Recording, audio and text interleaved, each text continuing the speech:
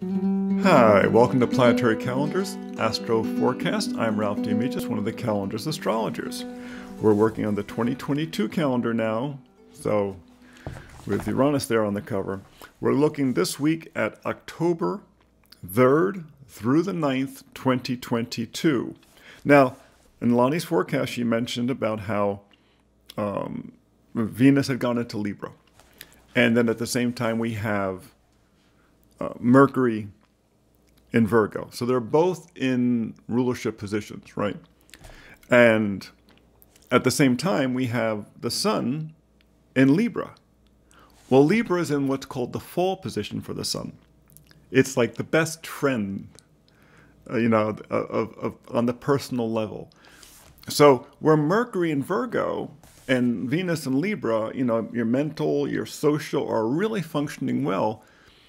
Venus is in this very introvert position among kind of its confidants. So realize that this is a great time to get stuff done, but not from the center of ego. You're going to get there by cooperation. You're going to get there by working with other people. You're going to get there by putting your ego off to the side and really being interested in what other people have to say and what they think. And then don't lose track of what you think and what you feel, but really hear what they say and see if you can find a common ground, because that's where the progress is going to be going on. And this is a good time for making progress because we are heading towards the full moon. Now, since you want to make progress in life, remember to subscribe to the channel, Planetary Calendar Astrology, and push that little button, that little red bell, so you get reminded when it comes up, because this way you'll have the information you need to keep making progress. So, on the 3rd, on the Monday, all the planets that are going on are all above the date, above the number, which means they're lunar aspects. The moon is in Sagittarius all day long. When you look at the calendar, it'll say Capricorn, but that's starting at 8. It's in Capricorn all day long. And then it goes void, of course, late in the evening. So you have a Capricorn moon all day long. So it's a very productive moon. This is a hard-working moon. Capricorn is very disciplined. But you have Uranus, Neptune, Mercury, and Pluto all making good aspects to the moon. Now, realize that 3 of these are outer. Only Mercury is a personal planet. But when you have a lot of real good aspects to the moon, it means it's a very social day. But this is actually a great day to kind of reaching out to people beyond your close circle. The close circle is Mercury, but Uranus, Neptune, and Pluto, that's businesses, that's networks, that's, out there in the world. So it's a good day for connecting out into the world and getting things done.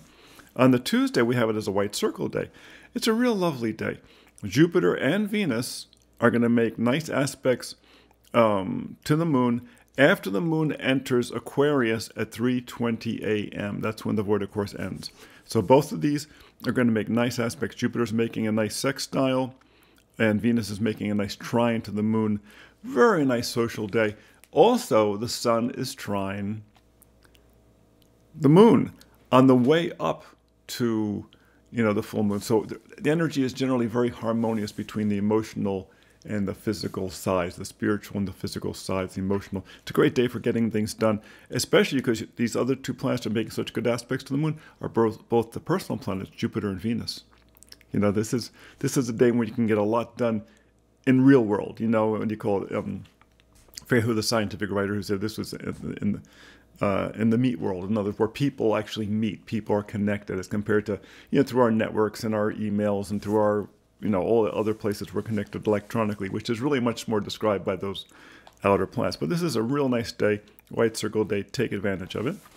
On Wednesday, real simple day. You have Saturn and Mars making good aspects to the Aquarius moon. You have Uranus making a square to it from Taurus. There might be some things in the news about environmental issues, but one isn't there these days, it seems like. It's also Yom Kippur. But a really easy day, great hump day, middle of the week. There's a void, of course, that starts late in the afternoon, 3:45 p.m. So late in the day, you might find that things go a little, get a little undirected. So, be aware of that. Keep yourself on track.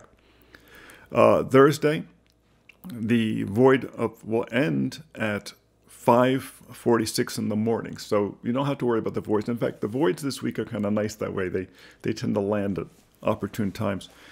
There is a Mercury trine Pluto is the only major aspect going that day.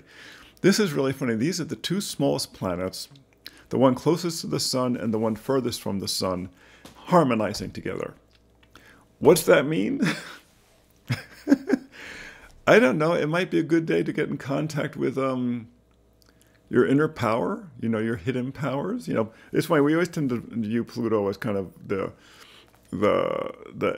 engine that drives reproduction on the planet, because people associated it with Scorpio.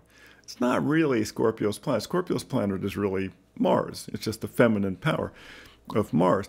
But Pluto does have a great deal to do with power in our society related to like utilities, oil, gas, things that burn, these types of big utilities. So if you're having challenges dealing with your utility company, this would be a good day to call them. Okay? On Friday, another mild day. You have Uranus and Neptune making nice aspects to the moon. You have Mars challenging it. It's Mars in Gemini. Mars is in Gemini for months. Okay? If you know any Geminis, okay, remember Mars is going to be passing close to their sun for months. Tell them to calm down. They don't have to do so much. They need to meditate a little bit more. They need to work on that temper because it's going to pop up. You have to also be very careful with Mars and Gemini with transportation. So when it's squaring the moon like this, be especially careful driving on that Friday. The sun is parallel to the moon. That's not a real big aspect, but it's a relatively mild day. It's the day of the Draconid meteors. So if you're a stargazer, go out there and enjoy them. Okay. Now we get to the two really interesting days of the week are actually the last 2 days of the week, which is the Saturday and the Sunday. And if you look on the calendar, you see there's a B on Saturday, there's a C on Sunday. So you can go back and look at your notes and see what we actually said about it. But I'll just tell you. On the Saturday, it's a kind of a nice day planetarily. Pluto and Jupiter making nice aspects to the moon once the moon goes into Aries. Though actually the Pluto aspects before that, when the moon is still in Pisces, but you can kind of ignore that. The one that's kind of more important is the Jupiter in Aries is going to conjunct the moon as the moon goes into Aries in the morning at 8:46 a.m. So in the early part. So it's a good day to go out and take a drive. For instance, Jupiter conjunct the moon. It's a great day to go take a drive. Enjoy yourself. Do something creative. Mercury is making a challenging aspect to the moon, but that's once again early in the day when it's in Pisces, so it's not really a player. What's most interesting is that Pluto is turning direct. And we've had all of the outer planets gradually go retrograde, and now the furthest of the outer planets is turning direct. So some of the roadblocks we've seen in terms of economy and things like that are going to start turning around. Finally, we're going to start seeing progress in the outer world again, which is good. And it's not something you're going to feel necessarily perfect personally, but it should make you feel more optimistic, which is fine. We could use some of that, right? And then finally on the Sunday is the full moon. The full moon is going to be at 1:54 p.m., so right in the middle of the day. Saturn's making a nice aspect to the moon. Venus is challenging it from Libra.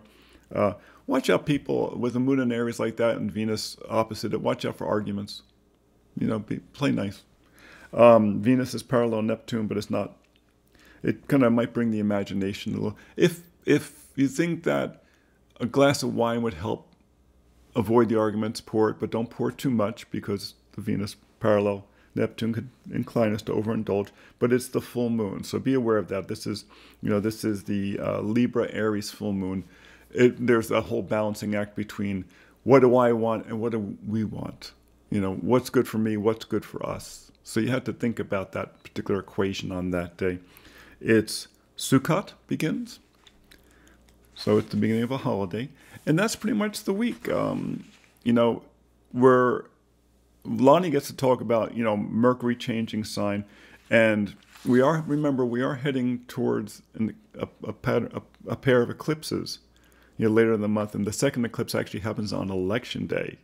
So you don't want to miss that week's forecast, right? And the way you keep track of that is by subscribing to Planetary Calendar Astrology on YouTube and clicking that little button so you get reminded, right? And of course, you're going to need your calendars. We're working on the 2022 here, but we have the 2023s available in all of their different formats, day planner, pocket, the 2 different wall sizes, and the electronic as well. So until next time, be well.